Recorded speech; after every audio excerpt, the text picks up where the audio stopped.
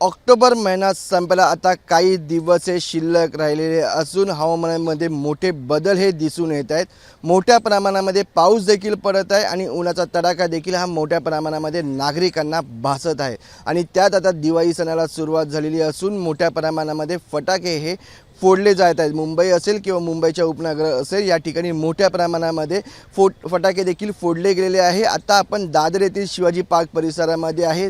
आपण हा परिसर बघितला, हा परिसर देखील शांततेचा परिसर आहे आणि या परिसरामध्ये देखील मोठ्या प्रमाणामध्ये फटाके हे फोडले गेलेले आहेत। आणि दिवाळीच्या तिसऱ्या दिवशी देखील आपण बघितलं मोठ्या प्रमाणात फटाके हे फोडले गेलेले आहेत या ठिकाणी। आणि मुंबईमध्ये मोठ्या प्रमाणात फटाक्यांची ही विक्री देखील झालेली आहे आणि त्याचा परिणाम आता हवामानावरती झालेला आहे। हवामानची श्रेणी ही वाईट अवस्थेमध्ये ही गेलेली आहे आणि फटाक्यांमुळे मोठ्या प्रमाणात प्रदूषणामध्ये देखील प्रचंड वाढ झालेली ही दिसून येत आहे। आणि आपण बघितलं सकाळचं वातावरण या ठिकाणी धुक्याचं वातावरण दिसून येत असतं, पण या ठिकाणी आपण बघितलं मोठ्या प्रमाणामध्ये फटाके फोडले गेले असून या ठिकाणी प्रदूषणामुळे या ठिकाणी वातावरण झालेलं हा दिसून आलेलं आहे। आणि आपण बघितलं फटाक्यामुळे हवेचा निर्देशांक देखील 211 वर गेलेला आहे। आणि दिवाळीमध्ये मोठ्या प्रमाणामध्ये फटाके हे फोडले जातात, त्यामुळे या फटाक्यांच्या आतिषबाजीमुळे देखील हवामानामध्ये फरक हा दिसून येत आहे।